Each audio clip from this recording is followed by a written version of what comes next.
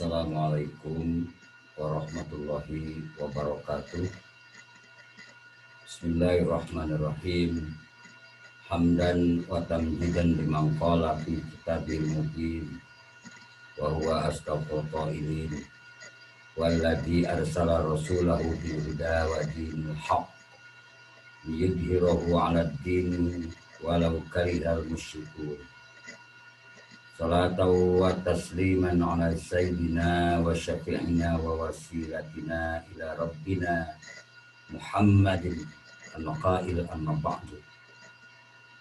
Fa inna asdaqal hadisi kitabullah wa khairul huda huda Muhammadin wa syarrul umuri muhdatsatuha wa kullu muhdatsatin bid'atun wa kullu bid'atin dalalatun wa kullu dalalatin finnar wa ala alihi wa ashabihi wa atba'ihi salatu wa salaman daimaini mutalazimaini makhtalafal lail wan nahar. Hadirin sadayana warga Nahdliyin di mana we ayana khususna umumna kaum muslimin sadaya. Dina pertemuan ayeuna, dina pertemuan anu kadua, simkuring bade nyobi-nyobi ngaduhikeun bahasan ngeunaan pasal kahiji dina kitab Risalah Aswaja anu bade ngajelaskeun ngeunaan persoalan sunnah sareng bid'ah. Mudah-mudahan naon anu bade duhikeun aya manfaatna, aya kabarokahanana khususna kanggo simkuring secara pribadi, umumna kanggo sadayana. Amin ya Allah ya rabbal alamin. Wilujeng ngadangukeun wallahul muwaffiq ila aqwamit thoriq. Wassalamualaikum warahmatullahi wabarakatuh.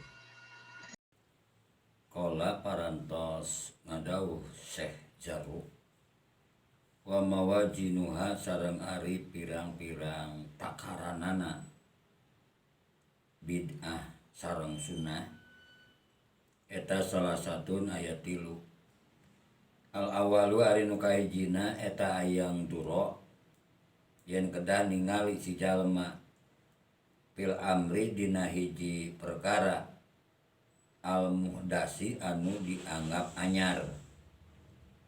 Fa in syahida maka lamun ningali si jalma lahu kana itu amrun muhaddas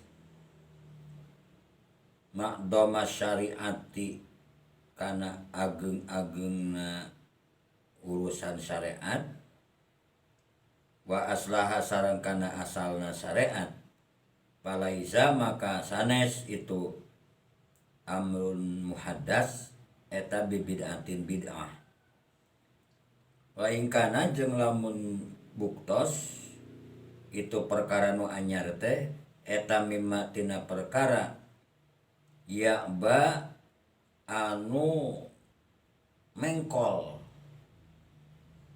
naon dalika itu perkara nu anyar bikulli wajhin kana tiap-tiap jalan bahwa maka ari itu emak eta batilun anu batil wa dolalun sareng anu sasar. Wa ingkana jeung lamun bukti itu perkara nu anyar eta mimma tina perkara tarojaat anu aya rujukna aya panyokotanana pihi dina itu emak naon al adillatu pirang-pirang dalil wa tanawalat hujeng keuna kana itu emak naon asyubhatu kasarupaan wastawat jeung sarua pihi dina itu emak naon alwujuhu pirang-pirang jalan tubirat maka dihitung-hitung naon wujuh pirang-pirang jalana itu perkara pama maka ari perkara tarojaha anu katarjeh itu ming dalika tina itu perkara rujiat maka dibalikeun itu dalil ilaihi kana itu perkara. Al-mizanu sani ari takaran anu kadua eta i'tibaru qawaidil a'immati ngitung-ngitung kana pirang-pirang kaidah para imam wasalapil ummati sareng ngitung-ngitung ka para ulama salaf al-amilina anu ngamalkeun ieu salafil ummah bitariqi sunnati kana jalan sunnah. Pama maka ari perkara khalafaha anu malawanan itu ha kana qawaidil a'immah sareng salaful ummah bikulli wajhin dina tiap jalan pala ibrota maka teu aya hitung-hitungan eta tetep bihi kana itu ummah. Wa majeng ari perkara wapako anu meneran naon usuluhum pirang-pirang asalna itu para imam bahwa maka ari itu perkara teh eta hakun anu hak. Wa ini talapu jeung lamun beda-beda para imam pihi dina itu perkara paraan dina cabangna wa aslan sareng dina asalna pakulun maka ari masing-masing eta yutba'u dituturkeun eta kullun aslahu kana asalna kullun wa dalilahu sareng kana dalilna itu kullun wa qad waqa'a sareng tetela tos tumiba min qawaidihim tina pirang-pirang kaidahna itu para imam annama naon annama satamana perkara amila anu midamel bihi kana ieu umma saha as-salafu para ulama salaf wa tabi'ahum jeung nuturkeun ka itu ulama salaf saha al-khalafu para ulama khalaf la yasihu eta la yasihu henteu esah itu umma eta ayyakuna yen tabuktos itu perkara teh eta bid'atan bid'ah wala madmuman sareng teu buktos eta perkara anu dicacat. Wa majeng ari perkara taroku anu tos ngantunkeun para ulama salafu kana itu emma bikuli wajhin dina tiap-tiap jalan wadihin anu jelas eta la yasihu henteu esah naon ayyakuna yen tak kabuktosan itu perkara teh eta sunnatan jadi sunnah wala mahmudan sareng henteu anu dipuji. Wa ma jeung ari perkara asbatu anu parantos netepkeun para ulama aslahu kana asalna itu ma walam yurad sareng henteu dimaksud anhum ti itu para ulama naon fi'luhu midamelna itu perkara faqala maka ngadawuh saha Malikun Imam Malik eta bid'atun bid'ah di annahum kana satemana para ulama salaf eta lam yatrukuhu tara ninggalkeun itu para ulama hukana itu emma illa li amrin angin karena aya parentah indahum mungguh itu para ulama pi dina itu ninggalkeun perkara.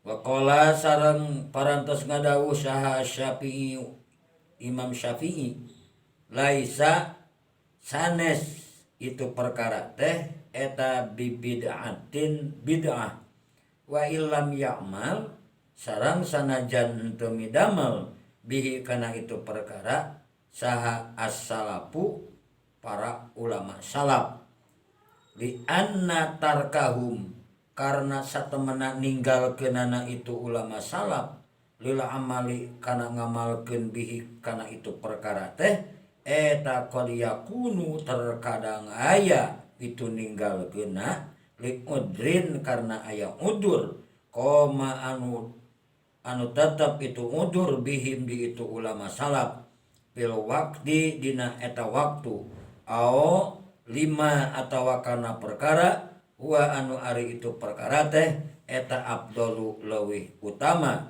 minhu tinimbang migawena wal ahkamu jeung ari pirang-pirang hukum eta makhudatun anu dicanak minasyari'i tinu ngadamel hukumna wa qad asbatahu sareng tetela parantos netepkeun itu syari hu kana itu ma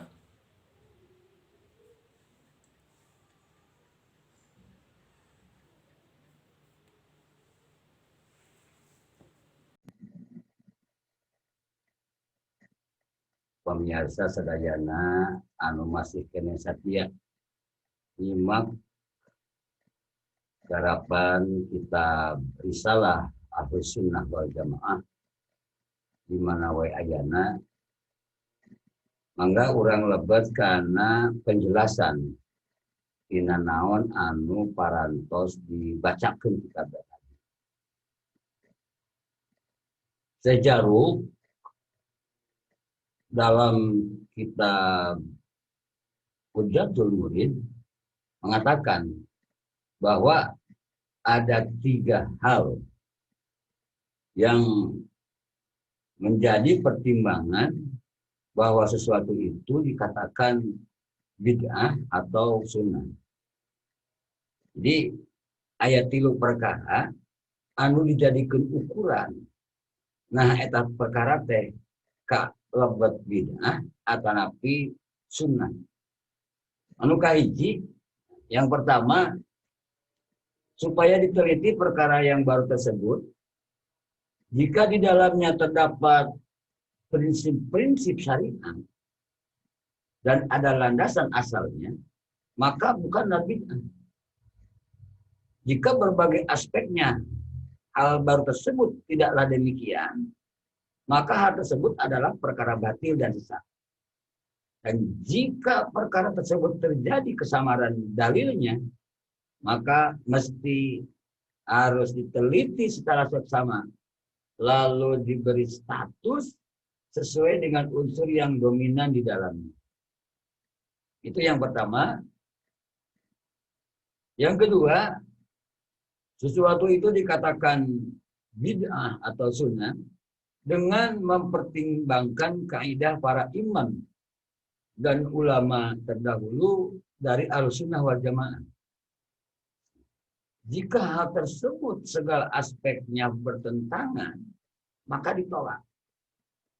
Dan jika sesuai dengan landasan usulnya, maka hal itu bisa diterima. Kemudian, malah terjadi perselisihan. Bagaimana jika terjadi perselisihan di antara mana yang usul dan mana yang furu? Ketika terjadi perselisihan antara usul dan furu, maka yang diambil patokan atau yang diambil pedoman adalah dalil usul. Kembalikan persoalan itu kepada usul atau pokok. Ada kaidah yang mengatakan bahwa innama amila bihi salaf wa tabi'ahumul khalaf la yasihhu ayyakuna bid'atan wala madmuman wa ma tarakuhu bikulli wajhin wadihin la yasihhu ayyakuna sunnatan wala mahmudan. Artinya sesungguhnya suatu amalan yang dipraktekkan oleh ulama salaf dan diikuti oleh ulama khalaf itu tidak bisa dikatakan sebagai bid'ah dan tidak bisa disebut tercela. Dan setiap sesuatu yang ditinggalkan oleh mereka Mereka yang dimaksudkan ini teh adalah ulama salaf dan ulama kholaf. Setiap sesuatu yang ditinggalkan oleh ulama salaf, ditinggalkan oleh ulama kholaf, dilihat dari berbagai sudut pandang dan pertimbangan, tidak bisa disebut sunnah dan tidak bisa dikatakan itu sesuatu yang terpuji. Maka setiap satu ajaran yang hukumnya telah ditetapkan oleh ulama salaf, akan tetapi tidak pernah mereka praktikan, menurut Imam Syafi'i itu adalah bid'ah. Karena mereka tidak meninggalkan sesuatu kecuali ada permasalahan mengenai amalan tersebut. Tepati-pati hiji ajengan, hiji ulama, baik ulama salaf atau ulama kholaf, ninggalkeun hiji perkara, untuk meraktekkeun hiji perkara, kecuali dina eta perkara teh memang aya persoalan. Menurut Imam Syafi'i, hal tersebut tidak termasuk bid'ah, walaupun tidak dipraktikkan para ulama salaf, karena mungkin saja mereka tidak mempraktikannya itu karena ada suatu udzur atau karena mereka mengamalkan sesuatu yang lebih afdal. Para ulama juga berbeda pendapat tentang amalan yang tidak ada dalil sunnahnya. Akan tetapi tidak ada tasyabuh di dalamnya. Ini bagaimana, Kang? Umpamana aya amalan, tapi itu aya dalilna. Tuluy teu aya tasyabuh di jerona. Aya tasyabuh teh nyarupaan. Nah, nyarupaan karena amalan jalma kafir, atau nyarupaan karena amalan Yahudi, atau nyarupaan karena amalan Nasrani. Aya amalan teu aya dalilna, henteu tasyabuh, apakah itu bid'ah? Imam Malik mengatakan ini adalah bid'ah. Dan menurut Imam Syafi'i ini tidak termasuk bid'ah. Perbedaan pendapat antara Imam Syafi'i dan Imam Malik. Kata Imam Malik ini adalah bid'ah, kemudian menurut Imam Syafi'i ini bukan bid'ah, tidak perlu membingungkan kepada kita semua, karena kedua-duanya memiliki alasan masing-masing. Ada hadis yang dipakai sandaran oleh Imam Syafi'i bahwa sesuatu yang ditinggalkan, sesuatu yang tidak ada dalilnya, akan tetapi tidak ada tasyabuh di dalamnya, kemudian perkara itu dipraktekkan, maka kata Imam Syafi'i ini tidak termasuk bid'ah. Nah, dalilnya mana? Dalilnya adalah ma taraktuhu lakum bahwa afun. Saya ulangi, ma taraktuhu lakum bahwa afun. Apa yang aku tinggalkan pada kalian, kata Rasul, maka hal tersebut sesuatu yang dimaafkan. Syekh Jarud berkata bahwa berdasarkan prinsip inilah para ulama berbeda pendapat. Misalnya dalam masalah membuat dzikir, dalam masalah dzikir. Dzikir dengan suara keras, dzikir dengan berjamaah, yang kemudian diakhiri dengan berdoa. Hal ini disebabkan karena ada beberapa hadis yang menganjurkannya, tetapi tidak dipraktekkan oleh ulama salaf. Lalu setiap orang yang menyetujui perbuatan-perbuatan tersebut tidak bisa dikatakan bid'ah bagi para penentangnya. Jalma nu teu beuki dzikir, teu beuki wiridan, teu beuki ngadoa, ulah wawaniana nyebutkeun bid'ah ka jalma anu zikir bari ditarikeun, bari berjamaah, anu ditungtungan ku ngadoa. Itu tidak jadi alasan. Sebab hal ini adalah hasil ijtihad. Hal ini adalah hasil ijtihad. Setiap orang tidak bisa mengatakan batil bagi orang yang tidak mengikuti praktik-praktiknya.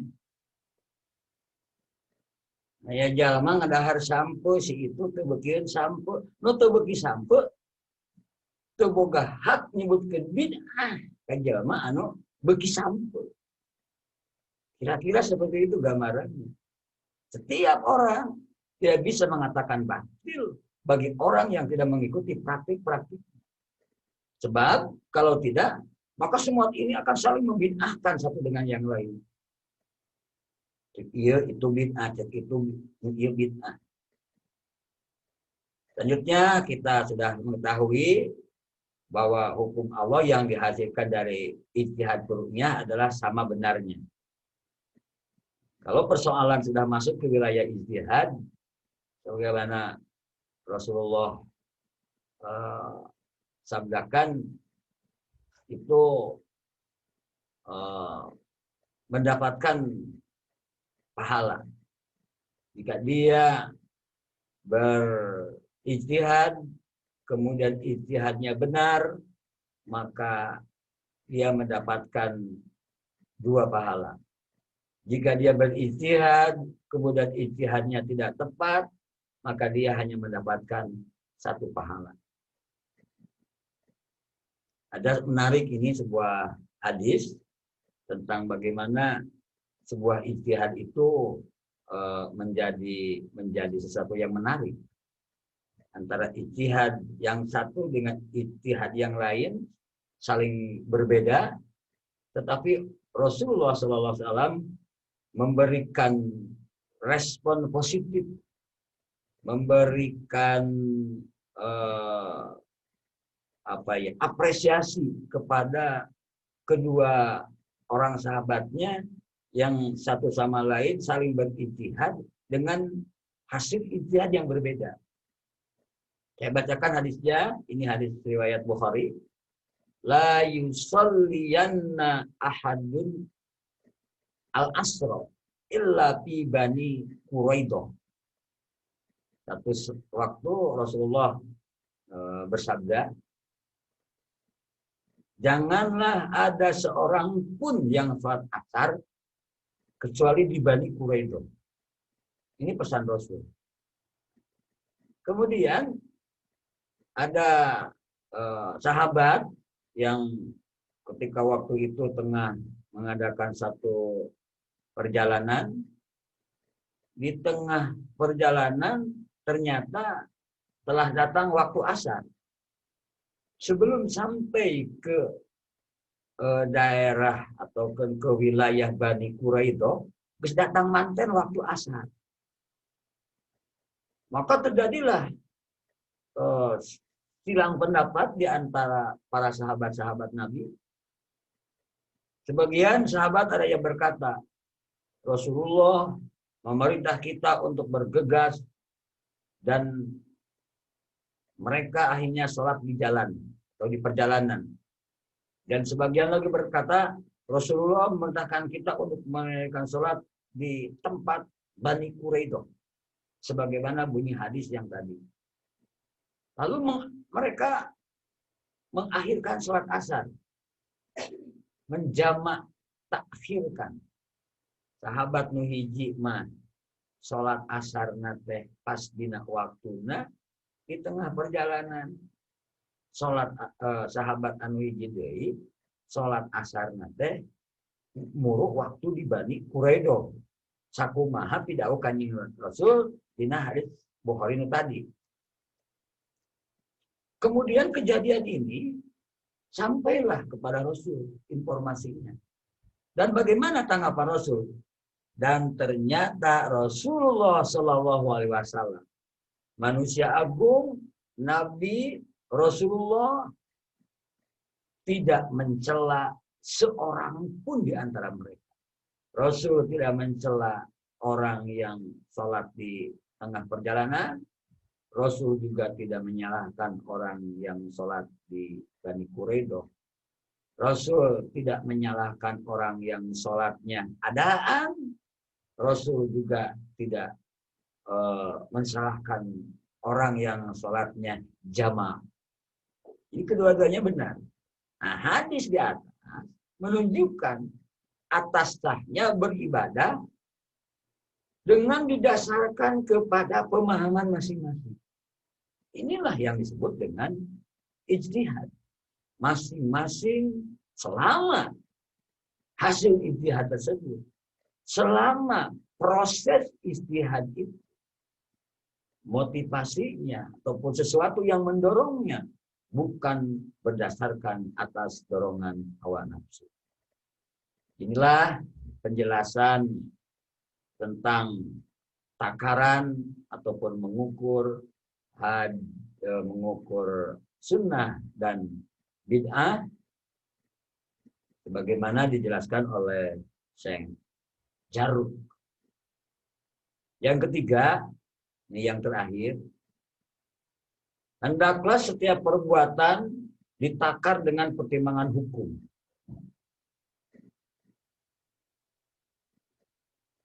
Yang perinciannya ada 6 hukum itu. Yang pertama wajib, sunnah. Yang ketiga haram. Yang keempat makruh. Yang kelima khilafil aula. Dan yang keenam adalah mubah. Jadi di dalam terminologi hukum di kalangan Ahlussunnah wal Jamaah kita mengenal ada 6 istilah hukum.